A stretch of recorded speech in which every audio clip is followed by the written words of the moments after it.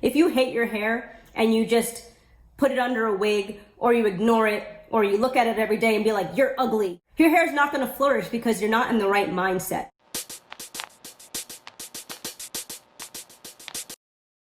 Hi, it's Amanda. Welcome back to my channel. This video was actually inspired by a couple of comments I received on my 6-month Big Chop update. Today I will be bringing you 5 tips for coping with short hair post Big Chop.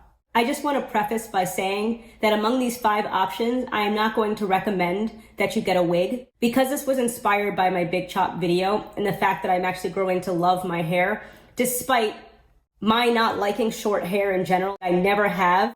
I actually went out and bought 2 wigs because I was terrified of having short hair. And my plan from the beginning was to Big Chop and then just wear wigs until my hair was long enough. You go natural and then you start wearing wigs. Have you really gone natural? I have nothing against wigs. I am not judgmental against people that wear wigs, but I would not recommend trying to wear wigs just because you don't want short hair. Number 1 is accept. Unless you got drunk one night and Big Chopped, you made a conscious decision. This means that after X many months or years of transitioning, the pros of chopping outweighed the cons. Otherwise, you wouldn't have done it. So accept it. Hi, my name's Amanda, and I accept having short hair. Healthy, relaxed hair can be beautiful. Healthy, natural hair can be beautiful. Healthy, relaxed hair and healthy, natural hair living on the same head, it's just not as beautiful. If you clicked on this video because you identify with the theme, you like long hair, but you have short hair because of a Big Chop, you may very well, at least for the few months, be very unhappy with the state of your hair, but that's okay.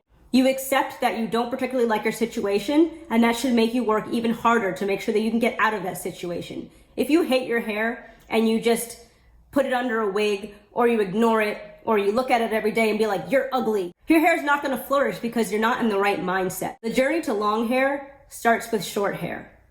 And unless you want to transition for about 3 years, I don't know about you, but I'm no masochist. Number 2, own it. Hold your head up high, because confidence is attractive. Walking around hiding in corners and being all sheepy is unattractive, and it makes sense. I've never looked at a sheep and been like, oh wow, you're so gorgeous. Being true to yourself, it's actually really in these days. So if you think about it, you're sort of trending. My 3rd word of advice is pivot. Focus on something else. Don't think about the length. Think about the maintenance of your healthy hair, because you don't want a Big Chop twice. Or get a hobby that you'll become engrossed in. You'll look up in a year from now and all of a sudden you have longish hair again. Bam. Like many people, I was obsessed with length. But it's not just length, it's also texture. Relaxed hair is silky and it moves. Natural hair is coarse and sort of lazy. She don't move. That's probably more of the issue. I'm kind of just stating a fact here, not offering solace. Whatever the case, short hair is a phase. You go through many phases in your life. To sum this up, you need to find a way to pass the time until your short phase is over. My 4th recommendation is to manage expectations. This is if you're in some sort of relationship, whether it be romantic, or I can't think of a situation where you wouldn't need to do this in a romantic situation, but people's lives are different. If you have a significant other who likes long hair, who has known you with long hair, who proposed to you or asked you out when you had long hair, introduce him to the process, ideally leading up to the chop, not after you do it. I started preparing Nick in maybe April of 2019, and I Big Chopped December 19th of 2019.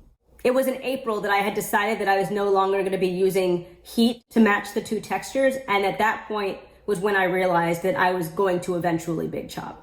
You can show them before and after pictures of people on YouTube that Big Chopped and have long hair now. I actually scheduled my Big Chop the day that I saw Ebony with a V. I watched her straighten video and her hair was like pretty much touching her hips. I had seen her Big Chop video from a couple of years ago, so I was just amazed. And I was excited to start working on my own hair post Big Chop. So I think I saw the video on a Tuesday. I texted Nick. I told him Thursday is the day. That's it. I'm doing it. Somehow he forgot come Thursday. I actually told him the following week because I had been hiding my hair in hats since I did it. It's kind of difficult since we live together, but you know. I'm lucky in that I have a husband who is incredibly supportive. He has been very open with the fact that he doesn't like short hair. I don't like short hair either, but this is kind of the situation that we're in. On a related note, but somewhat of a different approach, maybe have fun with it. Roast your hair a little bit with your significant other. Nick likes to take jabs at me here and there. But if your hair can become a joke, the threat of it ruining your life dissipates a little bit. I don't recommend, making yourself some kind of a caricature. That is definitely not the healthy approach. But if you can laugh about it sometimes here and there, maybe just in the beginning when it's really, really difficult for you to come to terms with what you've done, making the situation a little bit lighthearted is probably only going to help. The fifth and final advice I'm going to give you in this video, connect with people that are in your stage. So look for people on YouTube or in life if possible. They have the same approximate length as you and they too want long hair. Just do something to connect with people that are in your situation and seemingly happy with it. Don't go on YouTube and find people that are just there ranting for, 11 months about the fact that their hair is short. Misery loves company, but that's not going to help. I hope you enjoyed these tips. I hope at least one of them makes your journey a little bit easier. Let me know if you like this video, this kind of content. I am trying to come up with more non-wash day related, non-product comparison hair videos. I need some ideas. I hope you enjoyed the video and have a good one.